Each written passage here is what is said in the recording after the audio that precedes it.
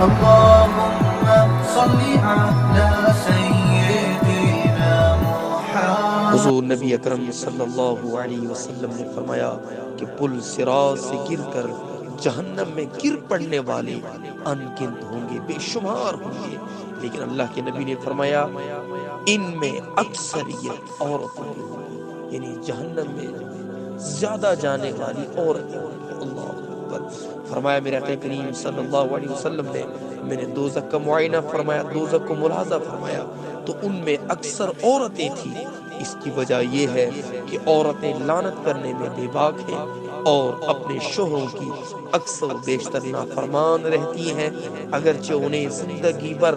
ناز و نعم سے، عیش و عشرت سے پالو اور زندگی بھر کی ہر ضرورت کی چیز حاضر کر دو اور وقت پر ہر چیز مہیا کر دو، لیکن جو ہی معمولی طور پر کچھ کمی دیکھیں گی تو کہتی ہے کہ مجھے تو زندگی پر تجھ سے کوئی فائدہ حاصل نہیں ہوا، میں نے تو جب سے اس گھر میں آئی ہوں کبھی سکھ نہیں دیکھا۔ پھر ایسی ہی غلط کاری کی بنا پر ان کے قدم پل صراط سے گرنے کے زیادہ حقدار ہیں۔ میں اپنی اسلام کی شہزادیوں سے کہتا ہوں اپنی خاوندوں کی نافرمانی مت کیا کرو، ہمیشہ اپنی زبان کو دراز مت کیا کرو، اپنے خاوند کے ساتھ زبان کو لڑایا مت کرو، اپنے خاوند کا مقابلہ مت کیا کرو۔ یہ وہی خاوند ہے صبح ناشتہ کر کے جب نکلتا ہے دن بھر کا کھانا نہیں کھاتا ہے، مزدوری محنت اور اپنے کام میں لگا رہتا ہے۔ اگر اس سے کوئی پوچھے کہ بھئی یہ تو دن بھر یہ محنت اور یہ مشقت کیوں کرتا ہے تو اس کا یہی جواب ہوتا ہے گھر میں بچے ہیں، بیوی ہے، ان کے لیے کما رہا ہوں، اپنی فکر نہیں۔ اور جب وہ دن بھر کی محنت مزدوری مشقت کر کے جب رات کو وہ بھوکا تھکا ہارا ہوا گھر آتا ہے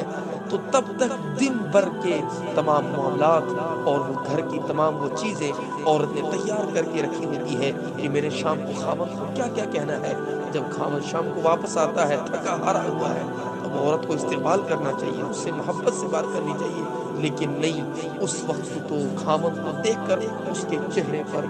رات کے 12 بج رہے ہوتے ہیں، اس کا چہرہ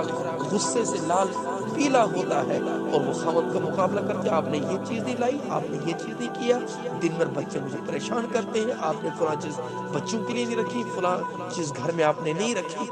اب بیچارہ خاوند پریشان ہوتا ہے، ایک تو دن بھر کی تھکاوٹ ہوتی ہے اور پھر بیوی کی باتیں سننا، اور کچھ خاوند تو وہ ہوتے ہیں جب گھر میں داخل ہوتے ہیں تو یہ ایک ٹینشن تو دن بھر کی تھکاوٹ اور ایک پریشانی یہ ہوتی ہے کہ اب بیوی کیا کہے گی تو مجھے کیا جواب دینا ہوگا۔ میں ان اسلام کی شہزادیوں سے کہتا ہوں صبر کیا کرو، اپنے خاوندوں کی اطاعت کرو، ان کی فرما برداری کرو اور قناعت اختیار کرو، جتنا ملتا ہے اسی پر صبر کرو۔ اور حضرت جامی رحمت اللہ تعالی نے فرمایا عقل زن ناقص است دینش نیز ہرگزش کامل اعتقاد مکن۔